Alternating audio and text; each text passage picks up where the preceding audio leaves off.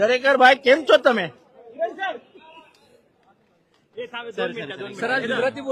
અરે કેમ છો તમે? તમે કેમ છો? બરાબર, સારું છે ને? સારો ઢોકળા, ફાફડા, જલેબી ખાવાની છે?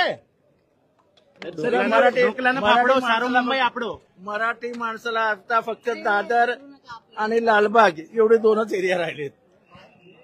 बाकीचे घेतले त्यांनी ताब्यात आता आणि अधिकृतरित्या पण देऊन टाकतील. सर हिंदी में जानना चाहेंगे. मुंबईमध्ये गुजराती आता दुसरी भाषा होईल. कदाचित राजे काजेस्वर मराठी एक नंबरवर ठेवतील, पण दुसरी भाषा गुजराती होईल. जी वर्षानुवर्षाची भीती होती ती आता सत्यात उतरते. परिस्थिती कोणामुळे आहे?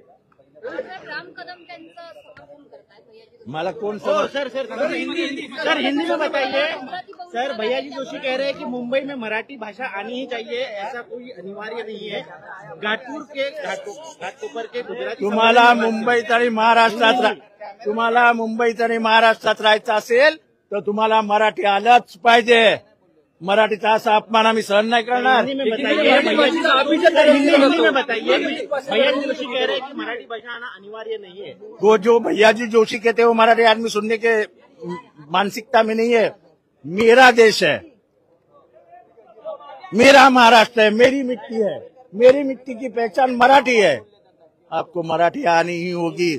और ये नहीं बोल सकते कि घाटकोपर की भाषा गुजराती है तो मुलुंड की भाषा क्या है, तो मांडुप की भाषा क्या है, तो विक्रोली की भाषा क्या है, कंजूरमार्ग की भाषा क्या है, दहीसर की भाषा क्या है, बोरिवली की भाषा क्या है, अंधेरी की भाषा क्या है? कि स्टेशन पे भाषा तय होगी क्या? मुंबई महानगरपालिका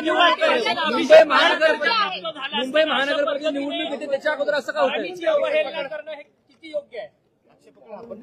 प्रत्येक मराठी माणसाने विचार करावा. प्रत्येक मराठी माणसाने विचार करावा की आपल्या मराठीला कशी कानफडात मारली आहे.